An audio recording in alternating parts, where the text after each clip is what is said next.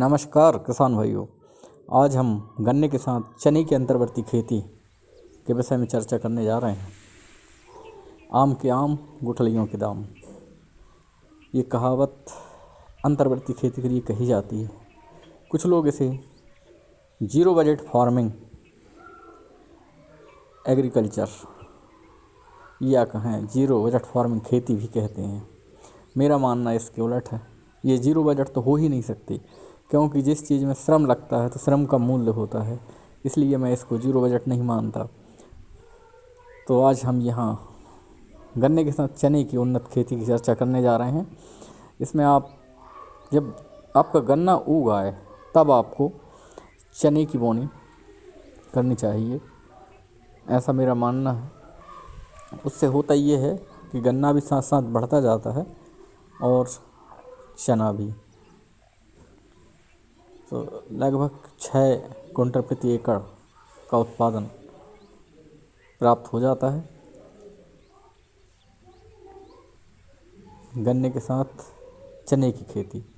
खासकर वो किसान करें जो स्वयं खेती कर।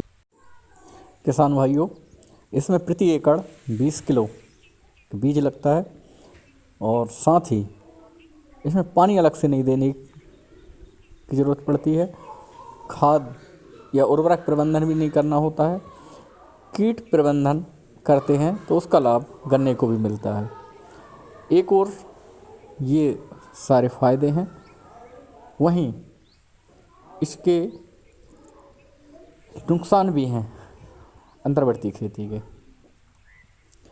तो यदि आप अंतर्वर्ती खेती करना चाहते हैं तो दोनों पक्ष पे विचार करने के बाद ही अंतर्वर्ती खेती करें। ये लाभ लेने के लिए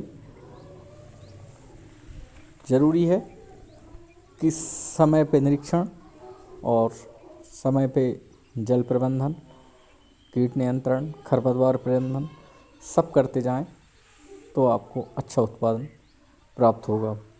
साथ ही गन्ने को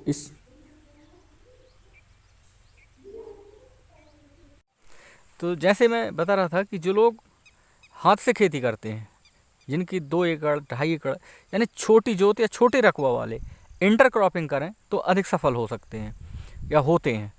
उसका कारण ये है कि यदि वो चाहें तो जब पानी देने की, जो मैं बता रहा था आपसे, क्रिटिकल कंडीशन होती है, चना जब फलन अवस्था में होता है और उसी समय गन्ना के प्राण बचाने के लिए पानी देना आवश्यक हो जाता है, तो उस समय जो छोटे रकबा है, छोटी जोत वाले लोग हैं, वो सटक से भी पानी चला सकते हैं, मेरा मानना है। जबकि बड़ी जोत वाले लोग इसमें सफल नहीं हो पाते हैं।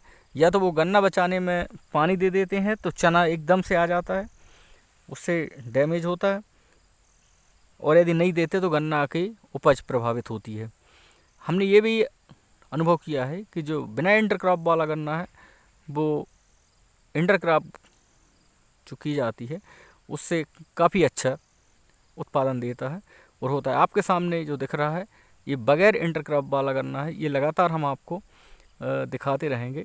इसमें देखें आप, इसके साथ में जो चने की, जो पिछला वीडियो मैंने दिखाया था, वो साथ में लगा है गन्ना, जबकि इससे की बढ़वार उससे ज़्यादा दिख रही है, हरापन भी ज़्यादा है।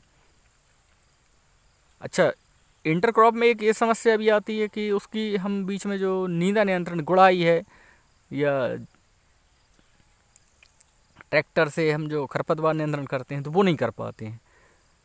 इस कारण से भी फसल प्रभावित होती है। ये जो फसल है 15 अक्टूबर की रोपण किया गया है। किसान भाइयों, मेरा मानना है कि इंटरक्रॉपिंग या अंतर्वर्ती खेती से गन्ना में लगभग 20% क्षति या नुकसान होता है। जो अंतर्वर्ती खेती की जाती है उसकी वजह से गन्ना में हवा, प्रकाश नहीं मिल पाता है और गन्ने का हिस्से का जो उर्वरक है वो अंतर्वर्ती फसल खा लेती है, जिससे फसल प्रभावित होती है।